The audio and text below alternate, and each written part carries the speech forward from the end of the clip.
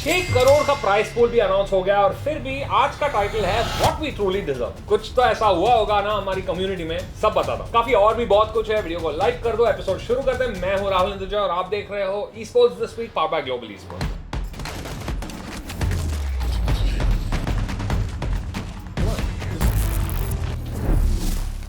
अब free fire और BGMI की बात की जाए तो दोनों के लिए पब्लिशर्स ने इंडिया में इकोसिस्टम डेवलप किया है, जहां पे हमें उनके पूरे साल का e sports road map already पता है। क्राफ्टन ने 2022 के लिए 6 करोड़ रुपए प्राइस पूल अनाउंस किए है अपने 4 बड़े टूर्नामेंट्स के लिए, और गरीना भी ज्यादा पीछे नहीं है। उनके भी ऑफिशियल रोड मैप में 4 इवेंट्स जिसमें 2.7 करोड़ रुपीस का प्राइस पूल है। इसके साथ साथ हमारी टीम्स को इंटरनेशनली बड़े बड़े वर्ल्ड टूर्नामेंट्स में क्वालिफाई करने का मौका भी दे रहे हैं ये दो पब्लिशर्स। बीजीएमआई सिर्फ इंडिया की गेम होते हुए भी हमारे टॉप टीम्स को पीएमजीसी जैसे रेप्यूटेड इवेंट में स्लॉट मिला, और ये करोड़ों रुपए के प्राइस पूल सिर्फ इंडिया के टीम्स के लिए डेडिकेटेड है। मेरे हिसाब से तो ये दोनों गेम्स इंडिया में ई स्पोर्ट्स का कल्चर बना रहे हैं। और मोदी जी ने भी तो अपने स्पीच में यही बताया कि भारत मोबाइल गेमिंग को लेकर दुनिया के टॉप 5 मार्केट में से एक है। बट यार, Pokemon unite, Valorant, call of duty, wild rift, apex legends, यार इन गेम्स के साथ क्या हो रहा है? BCC Season 1 Grand Finals was the most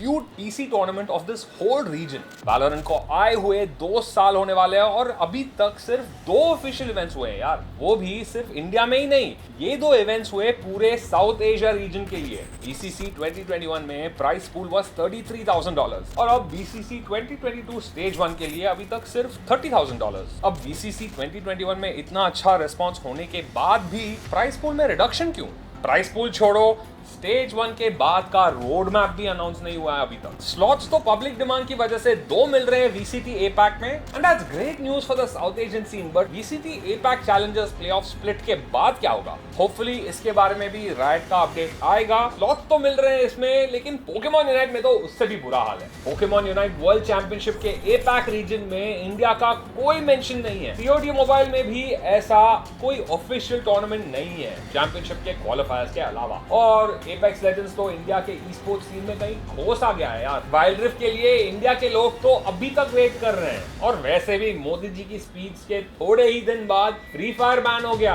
जो इंडिया के सबसे पॉपुलर मोबाइल गेम्स में माना जाता है। क्या गेम वापस आ रहा है? What's happening with free fire India championship? ये कुछ कॉमन सवाल है जो फ्री फायर कम्युनिटी में भी रिसेंटली चल रहा है। जब से गेम गायब हुआ है अब से अब तक गरीना की तरफ से कुछ भी ऑफिशियल स्टेटमेंट इस मैटर पर अभी तक नहीं आया है। बट जो free fire India championship close qualifier जो अभी चलने वाले थे उसके डेट्स उन्होंने टू बी डिसाइडेड कर दिया, और जो मेन इवेंट है जिसका लीग स्टेजेस का डेट था 11 मार्च, उसमें कुछ भी चेंजेस गरीना के साइड से नहीं हुआ है। एंड ये चीज हमें पता लगा उनके ऑफिशियल डिस्कॉर्ड सर्वर, क्योंकि उन्होंने ये चीज को पोस्ट किया है उधर। अब इस चीज का 2 ही मतलब निकल के आता है, या तो गरीना गेम को वापस लेके आ रहा है, या तो गरीना गेम को वापस लेके आने के लिए कुछ ना कुछ नई चीजें ट्राई जरूर से कर रहे हैं। जो भी होगा ये एक पॉजिटिव एंड रिलीविंग न्यूज है हमारी कम्युनिटी के लिए। बट द क्वेश्चन इज कि क्या फ्री फायर इंडिया चैंपियनशिप के मेन इवेंट से पहले गरीना गेम को वापस लेके आ सकती है या नहीं? इसी चीज को पूछने के लिए काफी सारे प्लेयर्स एंड टीम्स ने मुझे पर्सनली रीच आउट किया। ठीक है, जो भी कुछ ऑफिशियली गरीना के साइड से या फिर गवर्नमेंट के साइड से अनाउंसमेंट या फिर स्टेटमेंट आता है वो आपको अगले ई स्पोर्ट्स दिस वीक के एपिसोड में जरूर देखने को मिल जाएगा। एंड या तो डेली अपडेट्स के लिए आप मेरे चैनल को जरूर से फॉलो कर सकते हो। काफी सारे फ्री फायर के क्रिएटर्स भी इस चीज से सहमत थे कि गेम बहुत जल्द वापस आने वाला है, और जब तक गेम वापस नहीं आ जाता आप लोग क्यों ना फ्री फायर मैक्स ही खेल लो। वो अभी भी प्ले स्टोर पे अवेलेबल है, एंड ना ही उस लिस्ट में फ्री फायर मैक्स का नाम शामिल था, तो आप अपना ग्राइंड फ्री फायर मैक्स में जारी रख सकते हैं। कम्युनिटी में ना गेम के अलावा बहुत कुछ शफल्स चल रहे हैं, और ये शफल्स को देख करके मैं तो बहुत ज्यादा शॉक हुआ। रिसेंटली रॉकी एंड आर्टिस्ट के एक टूर्नामेंट में हमने देखा ओरंगुटान एलीट के killer and iconic 2 side gamers के साथ परफॉर्मेंस दे रहे हैं। उसके साथ साथ ओरंगुटान एलीट में Taneja, dead soul and total gaming के रोहित परफॉर्म करते देखने को मिल रहे हैं। कल ही हमें पता लगा कि टोटल गेमिंग के स्क्वाड से रोहित अब हिस्सा नहीं रहेंगे क्योंकि उनको गेम टाइम नहीं मिल रहा था। ऑलरेडी टोटल गेमिंग की टीम में 6 प्लेयर्स मौजूद थे, एंड इसीलिए उन्होंने टोटल गेमिंग का नाम अपने इनिशियल से हटा दिया है। अगर ये चीज हो रहा है, this is going to be very huge for the community. बहुत बड़े बड़े स्वैप्स हो सकते हैं, तो मैं वेट करूंगा जब तक कुछ ऑफिशियली उनके ऑल्स या तो प्लेयर्स ना स्टेट कर दे। अब टाइम आ गया है इंडिया के फेवरेट पास टाइम बीजीएमआई के बारे में बात करने का। मेजी ने बीजीएमआई के रोड मैप पे जो लीक्स दिए थे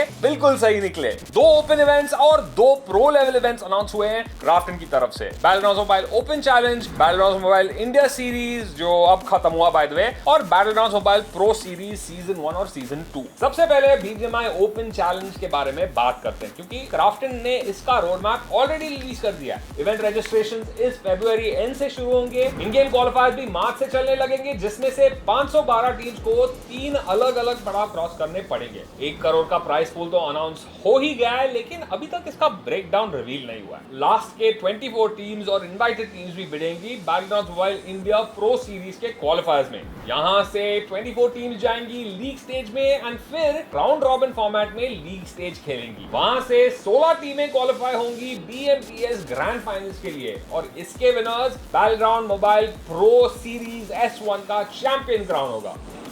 और इन्फॉर्मेशन इन टूर्नामेंट से रिलेटेड अवेटेड है यार, esports this week देखते रहना, सब मिल जाएगा। आप किस टीम को सपोर्ट कर रहे हो इस पूरे सीजन में, जरूर बताना मुझे। वैसे BGIS फाइनलिस्ट द सुपारी गैंग को भी नया ऑग मिला है और अब वो खेलेंगे राइवलरी स्पोर्ट्स के नाम से। Congratulations to you guys. अब इंडिया में थर्ड पार्टी इवेंट्स भी जोरों शोरों से चल रहे हैं यार। स्काई स्पोर्ट्स ग्रैंड स्लैम खत्म हो गया है। एक्सो ने क्या करारा जवाब दिया यार अपने हेटर्स को ये टूर्नामेंट की ट्रॉफी जीत के। जो उन लोग को कैंपर्स चोकर्स बुला रहे थे ना यार, मजा आ गया। स्नैक्स की स्टोरी भी कितनी इंस्पायरिंग थी। मेरे को तो बहुत खुशी हो रही है कि इस प्लेयर को इतने अच्छे टीम में खेलने का मौका मिल रहा है। सोल भी तो इस टूर्नामेंट में दोबारा सेकंड आई, पहले किसी दूसरे लाइनअप से है ना, बिल्कुल ही चेंज लाइनअप पर। कंसिस्टेंसी तो फुल ऑन है। जॉनथन वापस बने MVP। आई थिंक अभी तो उसके आधार कार्ड में भी जॉनथन MVP अमराल बना देना चाहिए। TSM टॉप 4 में अपनी जगह इस बार नहीं बना पाया, बट मोस्ट स्किल्स लेकर मोस्ट वैल्यूएबल टीम का खिताब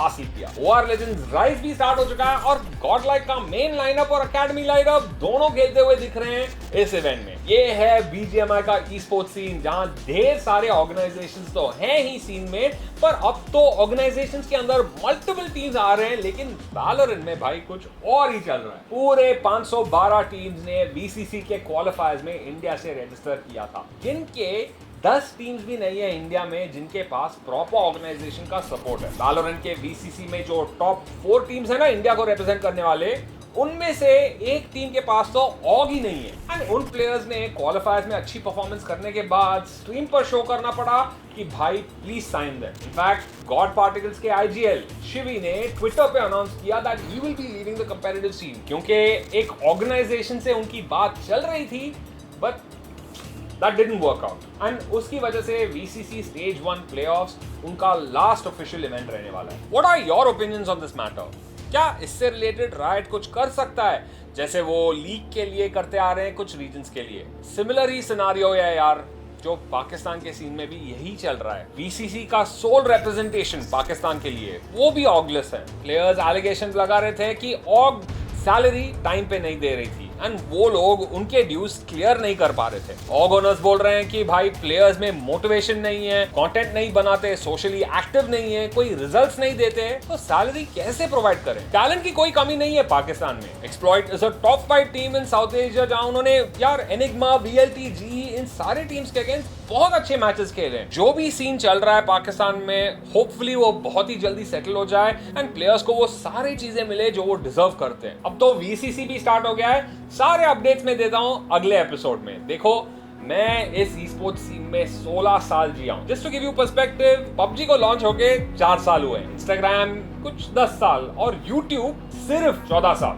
जाहिर सी बात है यार, मैं चाहता हूं कि ई-स्पोर्ट्स इंडिया में और ग्रो हो, और मैं जानता हूं कि आप भी मेरी तरह यही ड्रीम को रियलिटी बनाना चाहते हो। मोर facilities, support, tournaments, events, both official and unofficial, and more support to all the players who are putting in all this hard work. Most of all, more love to the orgs for their endless determination. वाकई में यार, Indian gaming community truly deserves more. ये video याद है ना? Sports और gaming में पैसा ही पैसा है, ऐसा लगता है सबको, बट एक्चुअल में सच्चाई कुछ और है। चलो बाय।